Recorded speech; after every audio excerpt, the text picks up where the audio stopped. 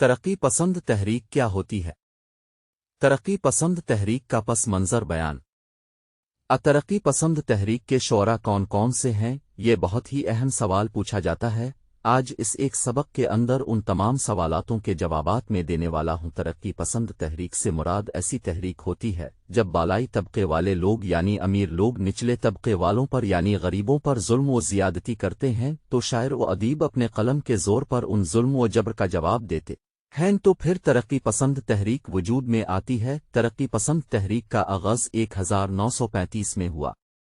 اب بات کرتے ہیں اس تحریک کا پس منظر آخر کیا تھا تو 1917 میں روز کے اندر جو انقلاب آیا، اردو ہندی تنازع بھی پیدا ہونے لگا۔ 1923 کو جرمنی میں ہٹلر نے بھی ایک ماحول خراب کر دیا جس کی وجہ سے پورے یورپ کو ایک قحط کا سامنا کرنا پڑا، تو اسی چیز کے مد نظر ادب کا میدان بھی پیچھے نہ رہا۔ شاعر و ادیب ٹالسٹائی اور کارل مارکس کے نظریے کا اثر قبول کرنے لگے اور اس طرح سے ایک نئی تحریک ترقی پسند تحریک کا آغاز ہونے لگا، جس کا مقصد یہ تھا کہ تمام شاعر و ادیب اس دنیا کے اندر جتنے بھی لوگ ان واقعات کی بدولت پریشان اور خستہ حال تھے، ان کو اپنے شاعری اور فنی لطیفہ کے ذریعے ایک پیغام دینا تھا کہ وہ اپنی راست کو ایک خوشگوار ماحول کی طرف راغب کریں اور اپنے دور کے تمام غریب و غربا لوگ جو اس افلاس اور قحط کی وجہ سے متاثر ہو رہے تھے، ان کے دلوں میں ان غریبوں کے لیے ہمدردی اور خیال رکھنے کا جذبہ پیدا ہو۔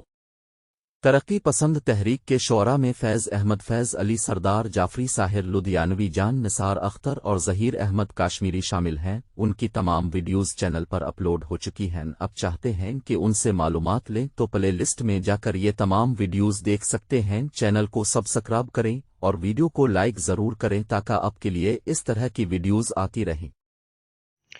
تو امید کرتا ہوں کہ آپ کو یہ ویڈیو اچھی لگی ہوگی۔